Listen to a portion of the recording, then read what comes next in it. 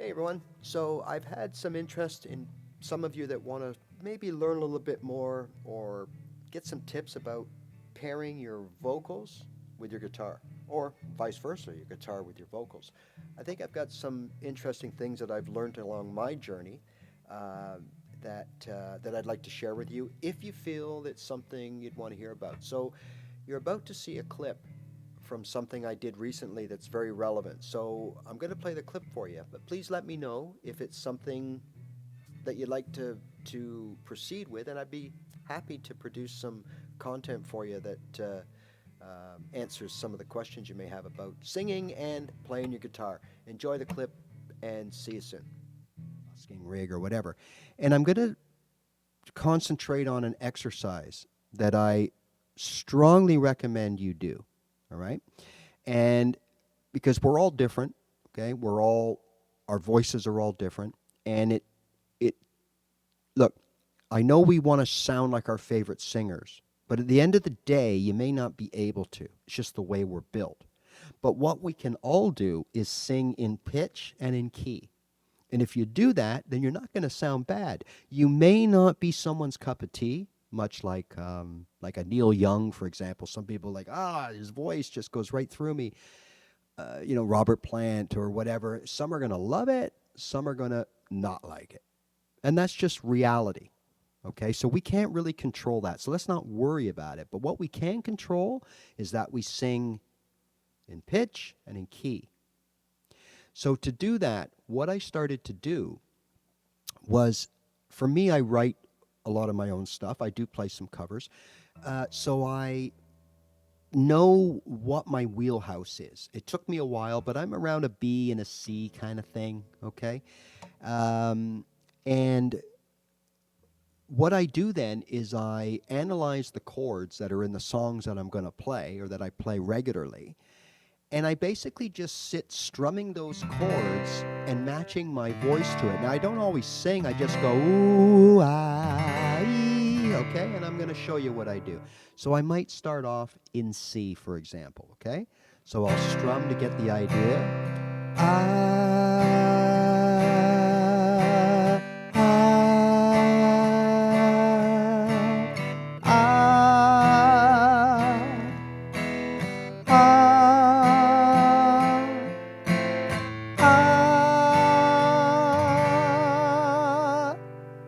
All right. So remember, chords are like notes, right? They're almost identical in that they ascend and descend. So notes go A, B, C, D, E, F, G, A, B, C, D, E, F, G, A, B, C, and they keep going and going, right? Like think of the piano keyboard. Well, the chords are the same way. A is the lowest. A, B, C, D, E, F, G. Then the next day will be A, B, C. That's an octave, right? Now, most people around the middle of the second octave, wherever your strong wheelhouse is, they start to crack or you lose something and it doesn't sound good anymore.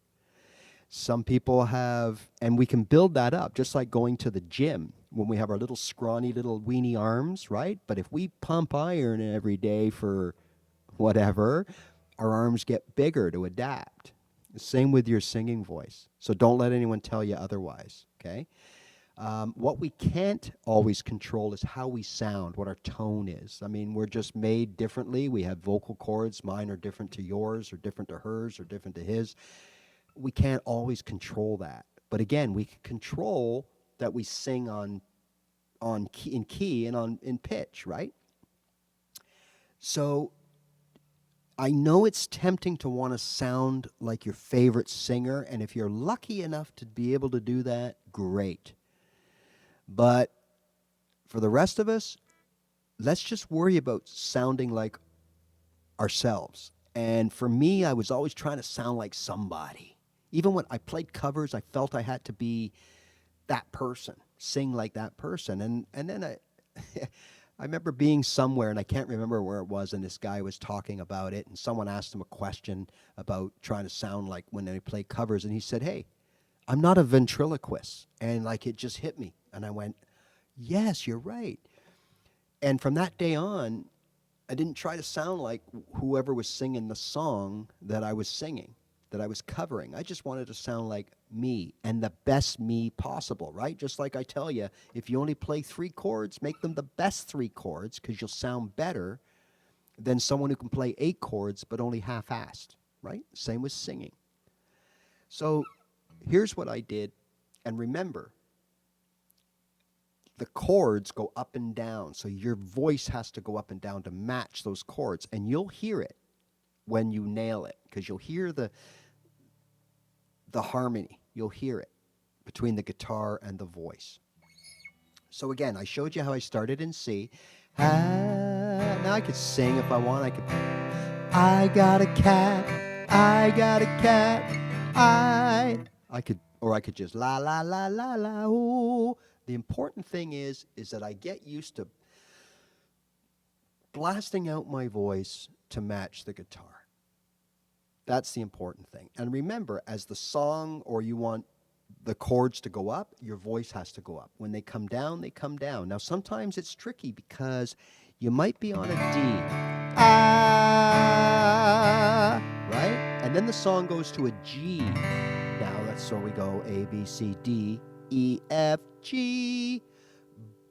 So we do that. We go D, G, D, G, D, G. Now you notice my first G wasn't as up as my other Gs because I adapted, right? Okay. But what if the G is down? So it could be down. So if the song is going D, G, D, G, it's going down to the G in the octave lower. So you have to adjust your voice accordingly. So these are things that you start looking for in songs that you want to cover. How the melody goes. So your voice goes with it. Your guitar playing has to go with it. They work hand in hand. All right? So I would spend an hour doing this.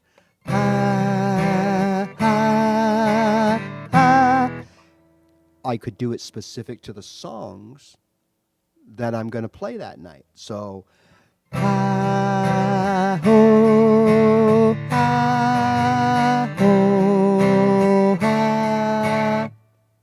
right? When I started doing this, it transformed everything.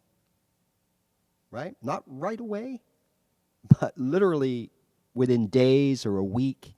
I was recording myself just to hear, and after not even a week of just like a half hour a day, wow, what a difference.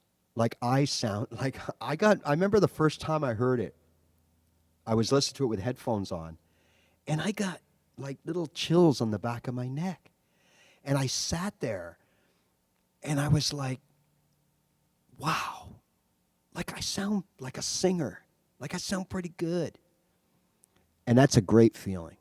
So that's a really good exercise, okay? And it sort of segues into my second tip, my last tip I want to give you, is that make sure you prepare songs, if they're cover songs, that fit your range. If they don't, you have 2 options. Don't sing them, don't play them, right? Or use a capo to bring songs into your range. So if you Google a song and it's in E, right? And, you know, you can't really, it's not working for you, throw a capo on 1 or 2. Now that E will become F, which is a little higher, right? Then it will become, on 3, it'll become a G, right? Now we're in G. Now we're playing in G, right? So even though we're playing an E chord, hear that? That's an E chord I'm playing with a capo on 3. So let's do it again. It's the same as, it's identical. The only difference is the chord, the capoed chord, so the E, even though it's a G, it will sound a little higher than the G that we normally play, but not much because we're right in the same area. But normally because the capo, right, shortens the strings, which makes them higher. So if we were to move all the way here and play, it gets a lot higher, right? So you will use a capo to play your favorite cover songs that you cannot sing because it's out of your range. And you use the capo to move it into your range, right? And you do it two ways. You either capo up to your desired range or down. So if let's say you Google a song that says capo on 3 and play these chords and they're too high for you, then you would back the capo off accordingly, and it will get lower as you go back.